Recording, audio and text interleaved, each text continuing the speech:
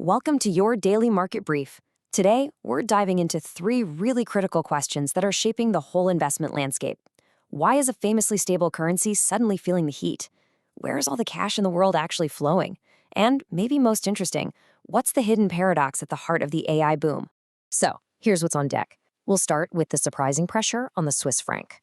Then, we're going to take the pulse of global liquidity. And finally, we'll unpack a really fascinating paradox in the AI sector. Let's get right into it. Okay, first up, let's talk about the dilemma facing one of the world's most important safe haven currencies. And the central question we have to ask is this: is the Swiss National Bank kind of losing control? Are they being forced by outside pressure to just let their currency get stronger, whether they like it or not? To really get what's happening now, you have to look back a little. For years, the Swiss National Bank did everything it could to keep the franc from getting too strong.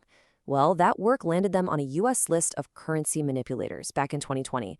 They only got off that list last year. And now, with new trade talks happening, that whole political history is casting a really long shadow. So here's the bottom line. The fear of getting put back on that manipulator list is a huge deal. Look, for an export-heavy economy like Switzerland, a strong franc makes their watches, their chocolate, everything more expensive for the rest of the world. They've always fought against that. But now it really seems like the Swiss National Bank is being forced to let the franc strengthen just to avoid political trouble. It's a classic case of having to choose the lesser of two evils. And, this political pressure isn't just some abstract theory. You can see it showing up right in the currency markets. So let's pull up the charts for two key pairs, the franc versus the US dollar and the euro, to see exactly how this is playing out. Okay, looking at the franc against the US dollar, you can see clear signs of strength. The pair is holding above a really key technical floor. You can think of that as a support level at 1.24. That's a price where buyers just tend to step in. And as long as it stays above 1.272, the trend looks pretty bullish, suggesting the franc is likely to keep getting stronger. And it's a very similar story against the euro. For about a year and a half, the price was just stuck in a rut, going nowhere. But just recently, the franc broke through a key ceiling, or a resistance level. This kind of breakout signals that a whole new uptrend might be starting, and technical analysis is pointing towards a potential target somewhere around the 1.15 level. All right, time for our second big question. Let's zoom out from just one currency and take the pulse of the entire global financial system. Where is the money actually going? Well, the big picture is that global liquidity, which is pretty much the fuel for all asset prices, has just hit a new record high. I mean, there is a ton of cash sloshing around the system right now. But here's the thing. This wave of liquidity isn't lifting all boats equally. Not at all. As you can see, money is flowing really strongly into emerging markets, pushing them into a clear uptrend. But at the same time, the S&P 500 is basically just treading water, moving sideways. This strength in emerging markets is a classic sign there's plenty of cash out there, but it's just not flowing where you might expect.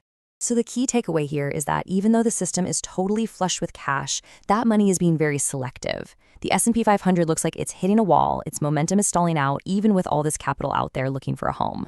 So that brings us to our final question, and it might just explain why the S&P 500 is losing steam. We're going to look at the hottest, most talked about sector in the entire market, artificial intelligence. And this brings us to a fascinating paradox. I mean, we hear about it every single day, right? The explosion in AI demand and investment. So why are the stocks of the biggest tech companies, the ones leading this revolution, why are they largely treading water? This table gets right to the heart of it. These tech giants are pouring unbelievable sums of money into building out their AI infrastructure. But that money has to come from somewhere, and it's being diverted away from things like share buyback programs. Without those huge buybacks constantly pushing share prices up, a massive source of buying pressure has, it's just vanished. And make no mistake, this isn't just some strategic business choice. This is a defensive war. It's a high-stakes arms race where these companies feel they have to spend whatever it takes just to keep up.